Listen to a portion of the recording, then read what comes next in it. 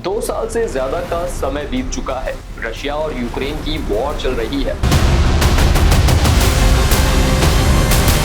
इस वॉर में यूक्रेन का साथ दे रहे हैं बहुत से यूरोपियन कंट्रीज और साथ में अमेरिका जैसा बड़ा सुपर पावर।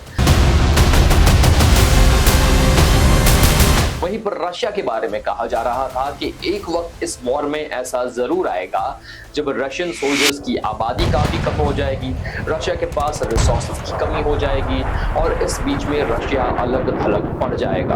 बहुत सारे लोग तो ये आर्टिकल्स भी छाप रहे थे कि किस तरह से रशिया के अंदर से आदमियों की आबादी औरतों से कम होती जा रही है और इसी ही के चलते रशियन गवर्नमेंट बहुत सारे ऐसे लोगों को आर्मी में रिक्रूट कर रही है जिन्हें आर्मी का कोई बेसिक ज्ञान भी नहीं है। लेकिन अब खबर ये आ रही है कि रशिया को सपोर्ट करने के लिए, उसे बैक करने के लिए और यूक्रेन से लड़ाई लड़ने के लिए नॉर्थ कोरिया रशिया में अपने 10,000 से भी ज्यादा ट्रूप्स भेज चुका है और रशियन गवर्नमेंट इन ट्रूप्स का डायरेक्टली इस्तेमाल करने वाली है यूक्रेनियन सोल्जर्स के खिलाफ। और कमाल की बात यह है कि नॉर्थ कोरिया ने पूरा सपोर्ट दिया है रशिया को तब तक के लिए जब तक कि वो यूक्रेन से अपनी जो वॉर है ये जीत नहीं जाते। दोस्तों, हाल फिलहाल में ये जो हाइलाइट्स हैं ये बहुत ज्यादा न्यूज में है और कहा जा रहा है कि नॉर्थ कोरिया दुनिया के उन चुनिंदा देशों में से एक है जिसके पास सबसे ज्यादा हाईएस्ट आर्मी पर्सनल्स मौजूद हैं। यहां तक कि नॉर्थ कोरिया ने यह भी कह दिया है कि अगर ट्रूप्स की जरूरत पड़े तो और भेज देंगे। यानी कि यहाँ पर पूरा बूफे लगा है, आपको जो आर्मी ट्रूप जैसे चाहिए जहां डिप्लॉय करना है वैसे आप कर सकते हो। जहां पर वेस्टर्न कंट्रीज यूक्रेन का सपोर्ट कर रही हैं, वहीं पर रशिया का सपोर्ट करने के लिए आ गया है नॉर्थ कोरिया। दोस्तों, नॉर्थ कोरिया को जब आप दुनिया के नक्शे में देखेंगे, एक छोटा सा पेनिनसुला है जिसे कोरियन पेनिनसुला कहते हैं, वहां पर यह देश सिचुएटेड है। एक पूरी तरह से ऑटोक्रेटिक रिजीम है, यानी कि सिंगल पार्टी रूल यहाँ पर मौजूद है। किम जोंग यून का नाम आपने सुना भी होगा कि किस तरह से ये न्यूक्लियर मिसाइल्स पर काम कर रहे हैं, इनके पास न्यूक्लियर मिसाइल्स मौजूद हैं और लगातार ये अमेरिका को और बाकी के यूरोपियन कंट्रीज को धमकी देते रहते हैं कि हमारे मसले में अगर आपने बात करी तो आपकी खैर नहीं। तो इसीलिए दोस्तों जानना जरूरी हो जाता है कि जिस देश ने यहाँ पर रशिया को सपोर्ट किया है उस देश की आखिरकार ताकत क्या है। वो देश आखिरकार इतना ताकतवर कैसे हो गया कि यूक्रेन रशिया वॉर में वो डायरेक्टली खुल्लम खुला रशिया को सपोर्ट करता है और कोई कुछ नहीं कह पाता है। यूएस ने लगातार वार्न किया है कि किस तरह से ये जो लड़ाई है ये दुनिया के अलग अलग कोनों तक फैलती जा रही है, लेकिन इससे भी नॉर्थ कोरिया और रशिया को कोई बड़ा फर्क नहीं पड़ता। इसी के साथ कहा जाता है कि रशिया, चाइना, नॉर्थ कोरिया और ईरान, ये जो 4 देश हैं, इनका एक एक्सेस बन चुका है जो वेस्टर्न नेशंस और यूएसए के खिलाफ काम करते हैं और लगातार ये एक्सेस पावरफुल होता जा रहा है। इन्हीं में से एक नॉर्थ कोरिया के बारे में डिटेल में बात करेंगे दोस्तों आज इस वीडियो में।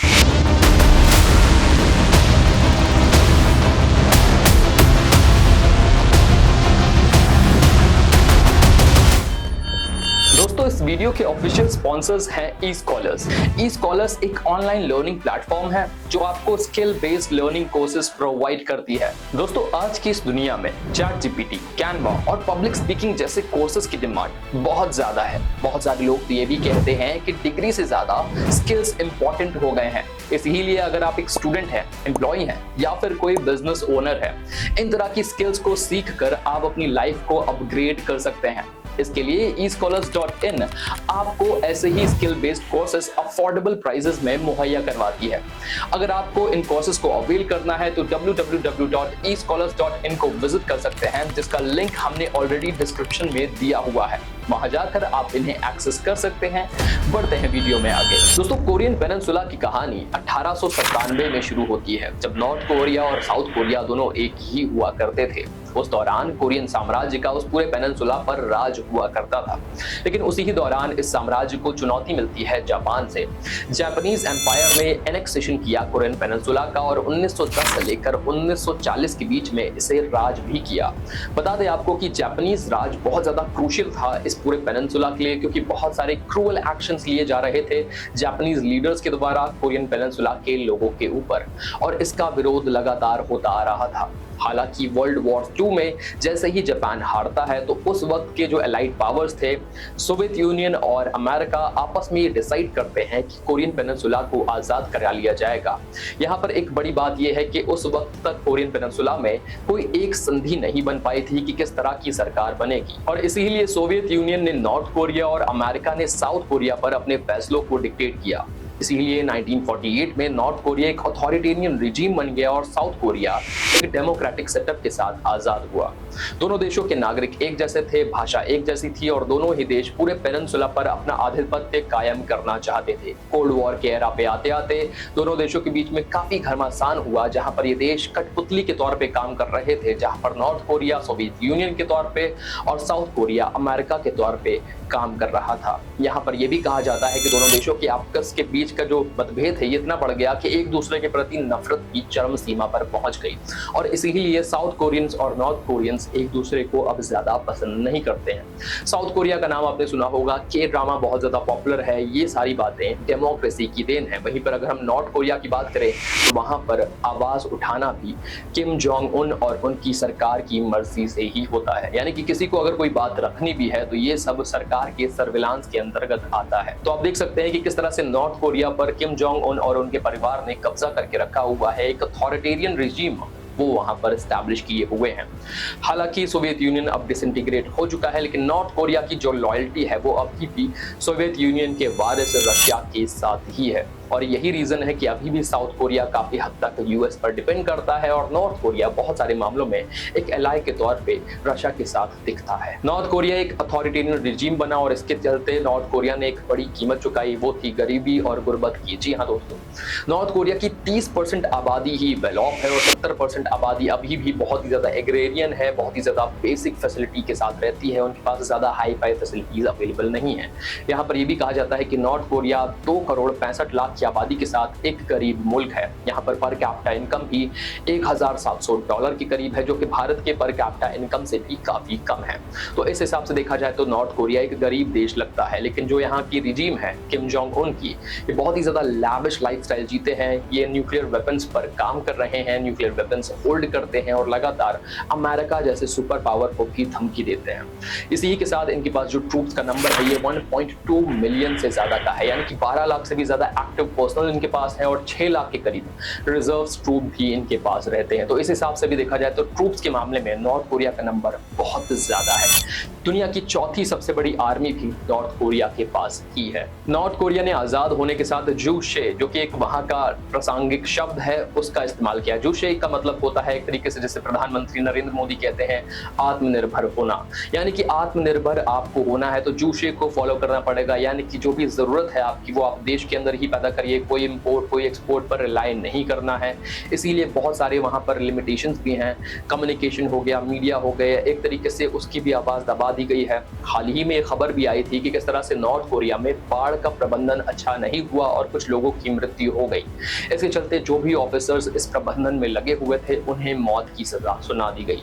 किंवदंतियां तो ये भी कहती हैं कि बहुत ऐसे मामले हैं कि कुछ ऑफिसर्स ने हंसी मजाक में किम जोंग उन का मजाक उड़ाया और उन्हें भी जान से मार डाला गया। तो इस तरह की जो रिजीम है ये नॉर्थ कोरिया में एस्टैब्लिश्ड है और वहां की ज्यादातर जो जनता है वो वेल ऑफ नहीं है, गरीब है। और एक अथॉरिटेरियन रिजीम को मेंटेन करने के लिए नॉर्थ कोरिया की सरकार अपने बजट का 30% या फिर उससे भी ज्यादा मिलिट्री पर खर्च करती है, ताकि वो मॉडर्न आर्ट वेपन्स को एक्वायर कर सके, उन्हें डिजाइन कर सके, मैन्युफैक्चर कर सके और अपनी आर्मी पर भी खर्च कर सके। और इसी ही तरह के जो काम है वो नॉर्थ कोरिया अपनी आर्मी के ऊपर कर रहा है। ये कोई एक्सपेरिमेंट की तरह ही लगता है, जहां पर नॉर्थ कोरिया ने अपनी ट्रूप्स को रशिया में तैनात करने के लिए इजाजत दी हुई है और ये भी पूरा सपोर्ट दिया है कि और ट्रूप्स की जरूरत पड़े तो आप ले लीजिए। यानी कि ट्रूप्स की मर्जी हो ना हो, यहाँ पर आर्मी पर्सनल्स की मर्जी हो ना हो, लेकिन नॉर्थ कोरिया की सरकार ने अगर कुछ बोल दिया है तो वही नियम बन जाता है, उसे ही सबको मानना पड़ता है। नॉर्थ कोरिया की रिजीम कुछ ऐसी है कि वहाँ के लोग क्या देखेंगे, क्या सुनेंगे, क्या बोलेंगे और यहाँ तक कि कहाँ घूमने जाएंगे, किस कंट्री से कॉन्टैक्ट रखेंगे, किस कंट्री के लोग उनके देश के अंदर आ सकते हैं, ये सब भी कंट्रोल करती है। बहुत सा एक समय ऐसा गया है जहाँ पर नॉर्थ कोरिया दुनिया के देशों को अपने देश के अंदर एंट्री भी नहीं देता था, तो वो पता ही नहीं चलता था कि वहां पर हो क्या रहा है। हाल ही में कुछ ऐसे विज्ञापन या फिर कुछ ऐसे एडवर्टीजमेंट सामने आए हैं जहां पर नॉर्थ कोरिया अपने देश का टूरिज्म प्रमोट कर रहा है, लैविश लाइफस्टाइल और बिल्डिंग्स दिखा रहा है ताकि दुनिया भर के टूरिस्ट अब नॉर्थ कोरिया को विजिट कर सके, जिससे उनकी भी टूरिज्म से अर्निंग हो सके। और अगर मिलिट्री एक्शंस की बात करें तो रशिया ने अमेरिका और वेस्टर्न पावर्स को लताड़ लगाते हुए कहा है कि यूक्रेन के अंदर लगातार वेस्टर्न पावर्स इंटरफेयर कर रही हैं, वेपन्स दे रही हैं, फैसिलिटीज दे रही हैं, मेडिकल एड्स प्रोवाइड कर रही हैं। अमेरिका भी बहुत सारे मॉडर्न आर्ट वेपन्स प्रोवाइड कर रहा है यूक्रेन वॉर को लड़ने के लिए। तो रशिया को अगर नॉर्थ कोरिया अपने ट्रूप से सपोर्ट कर रहा है तो इसमें गलत क्या हो जाता है। और कई बार देखा जाए तो ये एक बहुत बड़ा पैराडॉक्स ही है, जहां पर वेस्टर्न नेशन सपोर्ट कर रहे हैं यूक्रेन को और वो एक्सपेक्ट नहीं करते कि रशिया किसी दूसरे देश की, खासकर एक एशियन कंट्री की मदद ले। तो ये भी एक बड़ा पैराडॉक्स निकल कर सामने आता है जो रशिया ने यूनाइटेड नेशन के सामने रखा हुआ है। और यही एक रीजन है कि अमेरिका के डिफेंस सेक्रेटरी लॉयड ऑस्टिन को ये कहना पड़ा कि अगर नॉर्थ कोरिया अपने ट्रूप्स को रशिया के अंदर डिप्लॉय करवाता है तो इससे कैजुअलिटीज का नंबर और ज्यादा बढ़ सकता है और युद्ध का कोई रिजल्ट निकल कर हो सकता है कि ना सामने आए। नॉर्थ कोरिया की खास बात यह है कि नॉर्थ कोरिया सिर्फ अमेरिका या फिर साउथ कोरिया से ही नहीं दुश्मनी मानता, बल्कि जापान भी इसकी जद पर है। लगातार नॉर्थ कोरिया ऐसे मिसाइल्स के टेस्ट करता है जिनकी रेंज साउथ कोरिया, जापान और अमेरिका तक जाती है, जो कि मेन लैंड अमेरिका तक पहुंचने की काबिलियत रखते हैं। साल 2017 में ही नॉर्थ कोरिया ने ऐसे मिसाइल टेस्ट किए जिसके चलते साउथ कोरिया, जापान और अमेरिका, साथ ही में यूएन ने भी सैंक्शंस इंपोज कर दिए थे नॉर्थ कोरिया के ऊपर, जिससे कोशिश की गई कि नॉर्थ कोरिया को दुनिया में अलग थलग कर दिया जाए। वहीं पर इसी ही मौके का फायदा फिर चाइना और रशिया जैसे देशों ने उठाया, जहां पर 2023 के अंदर चाइना और रशिया जैसे देशों ने अपने इनवॉइस को नॉर्थ कोरिया के अंदर भेजा। साथ में राष्ट्रपति पुतिन ने भी विजिट किया नॉर्थ कोरिया को। कई बार शी जिनपिंग की भी नॉर्थ कोरिया के तानाशाह किम जोंग उन से मुलाकात हो चुकी है। तो यहाँ पर हमें पता चलता है कि किस तरह से यूएस के जो एडवर्सरीज हैं वो यहाँ पर चाइना और रशिया जैसे देशों के एलाइज बन जाते हैं। और इसी के साथ नॉर्थ कोरिया ने भी पुख्ता कर दिया कि रशिया और चाइना जैसे देशों के साथ अपने संबंधों को, अपने रिलेशंस को और ज्यादा स्ट्रॉन्ग करेगा। चाइना का इनके साथ होना एक बड़ा मजबूती देता है, जब हम देखते हैं कि चाइना इस वक्त दुनिया की दूसरी सबसे बड़ी इकोनॉमी है और आबादी के मामले में भी चाइना दुनिया का दूसरा सबसे बड़ा देश है आफ्टर इंडिया। और इस तरह के जो कोलैबोरेशंस हैं रशिया, चाइना और नॉर्थ कोरिया के बीच में, ये कहीं ना कहीं अमेरिका और वेस्टर्न नेशंस के सर में दर्द पैदा करते हैं। और यही रीजन है कि साउथ कोरिया और जापान जैसे देशों के साथ अमेरिका को अपनी कोऑपरेशंस को बढ़ाना पड़ता है ताकि उस पूरे एरिया में अमेरिका की पकड़ कमजोर ना हो सके। मिसाइल डिफेंस सिस्टम थार्ड भी अमेरिका एक तरीके से साउथ कोरिया को ट्रांसफर कर रहा है कि in case of emergency south Korea अपनी रक्षा कर सके अगर कोई मिसाइल उसके ऊपर गिराई जाती है। और जापान के साथ भी बड़े कोऑपरेशन की बात कही जा रही है। दोस्तों, एक इंटरेस्टिंग बात यह है कि जो नॉर्थ कोरिया आज इतना बड़ा दुश्मन बनकर बैठा हुआ है वेस्ट और अमेरिका के लिए, उसके जो टॉप लीडर हैं किम जोंग, वो खुद एक वेस्टर्न एजुकेशन का हिस्सा रह चुके हैं। जी हाँ दोस्तों, 28 साल की उम्र में जब उनके पिता की डेथ हुई तब उन्होंने गद्दी को संभाला, लेकिन उसके पहले उन्होंने अपनी प्रायर एजुकेशन वेस्टर्न कल्चर में रहकर पूरी करी, जो कि वो स्विट्जरलैंड में रहकर पूरी कर रहे थे। 28 साल की उम्र में किम जोंग उन ने साल 2011 के अंदर गद्दी को संभाला और उसके बाद से तब से लेकर आज तक उन्होंने अपने कांधों को कभी नहीं झुकाया है, हमेशा आंख मिलाकर बात करी है, चाहे वो अमेरिका हो या फिर जापान हो या फिर साउथ कोरिया ही क्यों ना हो। यही रीजन है कि चाइना के साथ नॉर्थ कोरिया के 90% से भी ज्यादा के इकोनॉमिक रिलेशंस एस्टैब्लिश्ड है। यानी कि नॉर्थ कोरिया अगर 100% ट्रेड करता है तो 90% जो ट्रेड है उसका वो चाइना के साथ ही होता है। तो इतना बड़ा relying partner China north Korea का बनकर उभरा है। चाइना के साथ कोलैबोरेशन करने का परिणाम नॉर्थ कोरिया के साथ ये होता है कि नॉर्थ कोरिया को मिलिटरली एक बड़ी पावर मिलती है। ज्यादातर इनके जो इक्विपमेंट्स हैं वो या तो सेल्फ मेड है या फिर चाइनीज इक्विपमेंट है। अगर हम बात करें इनके मिलिट्री डिफेंस के बारे में तो ऑलरेडी हमने आपको बताया है कि 12 लाख के करीब एक्टिव पर्सनल्स हैं, 6 लाख के करीब रिजर्व पर्सनल्स हैं, जहां पर ज्यादातर जो पर्सनल्स हैं वो अब रशिया जैसे देशों में भी भेजे जा रहे हैं ताकि इनका इस्तेमाल किया जा सके। साथ ही में नॉर्थ कोरिया के पास 3,500 के करीब बैटल टैंक्स हैं, 950 से भी ज्यादा एयरक्राफ्ट कॉम्बैट एयरक्राफ्ट की कैटेगरी में हैं। वहीं पर 300 से भी ज्यादा नेवल वेसल्स हैं जो समुद्र के एरिया में भी नॉर्थ कोरिया को मजबूती प्रोवाइड करती है। तो आप देख सकते हैं कि जनता के लिए भले ही नॉर्थ कोरिया की सरकार ने कुछ बड़ा ना किया हो, लेकिन अपने बॉर्डर्स को सिक्योर करने के लिए और अपने आप को बचाए रखने के लिए उस पूरे एरिया में नॉर्थ कोरिया ने कुछ बड़े कदम चले हैं। और इसकी शुरुआत 1950 के दशक में ही हो गई थी जब कोरियन वॉर शुरू हुई थी। थी जब साउथ कोरिया और नॉर्थ कोरिया आपस में एक दूसरे के साथ युद्ध कर रहे थे। खास बात यह भी है कि चाइना ने उस वक्त भी ऑलमोस्ट 15 लाख के करीब अपने मिलिट्री पर्सनल्स को भेजकर नॉर्थ कोरिया की मदद करी थी ताकि ये वो वॉर जीत सके। जी हाँ दोस्तों, इसलिए भी चाइना के बड़े एहसान है नॉर्थ कोरिया के ऊपर, जिसके चलते नॉर्थ कोरिया चाइना बात मानता है और चाइना के साथ कोऑपरेट करता है। अगर हम बात करें इंडिया की, तो इंडिया के साथ नॉर्थ कोरिया के रिलेशंस ठीक ठाक ही है, क्योंकि बहुत ज़्यादा डिस्कशंस इसको लेकर होते नहीं हैं। अगर साउथ कोरिया की बात करें तो डेमोक्रेटिकली बहुत बड़े टाइज है हमारे साथ। के ड्रामा हो, के पॉप हो, कोरियन म्यूजिक हो, बहुत सारी चीज़ों से इंडियन यूथ भी कोलैबोरेट करता है और बहुत सारी चीज़ों से हमारी भारतीय सरकार भी कोलैबोरेट करती है। भारतीय राजदूत जो कि साउथ कोरिया में रहकर आ चुके हैं वो बता चुके हैं कि साउथ कोरिया का जो माहौल है वो कितना अच्छा है, किस तरह से साउथ कोरिया के कल्चर में भी इंडियनाइजेशन देखने को मिलता है, क्योंकि बुद्धा को बहुत ज़्यादा वहाँ पर माना जाता है। और वहीं पर दोस्तों नॉर्थ कोरिया एक प्रोक्लेम्ड एथियस्ट कंट्री है, यहाँ पर कोई भी तरह का धर्म मान्य नहीं है। अगर हम साउथ कोरिया की बात करें तो साउथ कोरिया के बारे में एक और बात बहुत ज़्यादा फेमस है, जो इंडिया और साउथ कोरिया का जो कल्चर है ये काफ़ी इंटरमिंगल बना देती है, और ये है वहाँ पर चल रही एक प्रसिद्ध कहानी है। इस कहानी में कहा जाता है कि आज से 2000 साल पहले अयोध्या की जो राजकुमारी थी सूर्यरत्ना, उनकी शादी साउथ कोरियन किंग के बेटे से हुई थी, जिसके बाद से साउथ कोरियन साम्राज्य आगे बढ़ा था। तो ये बातें भी कही जाती हैं, जिससे पता चलता है कि इंडिया और साउथ कोरिया की कल्चरल टाइज कितने ज़्यादा स्ट्रॉन्ग है, और डेमोक्रेटिक टाइज तो स्ट्रॉन्ग है ही। वहीं पर साउथ कोरिया के अंदर अलग अलग तरह के रिलीजन रहते हैं, फिर चाहे वो इस्लाम हो, क्रिश्चियनिटी हो, हिंदुइज्म हो, हर तरह के रिलीजन की वहाँ पर आज़ादी है।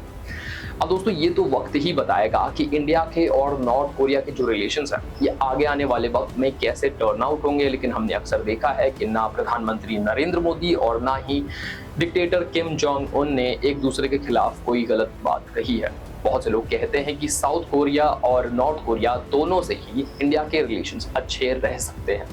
देखना होगा कि जियोपॉलिटिक्स में आगे क्या होता है। तब तक के लिए विदा लेते हैं। आई होप आपको ये वीडियो पसंद आया होगा, एनालिसिस अच्छी लगी होगी। वीडियो पसंद आया हो तो इसे लाइक कर दें, ज़्यादा से ज़्यादा लोगों तक शेयर ज़रूर करें। आप हमारे टेलीग्राम को भी ज्वाइन कर सकते हैं, जहां पर हम एक्टिवली पैशनेट मेंबर्स को ऐड कर रहे हैं। मिलेंगे अगली वीडियो के साथ, तब तक के लिए शुक्रिया, गुड बाय, टाटा, जय श्री श्याम।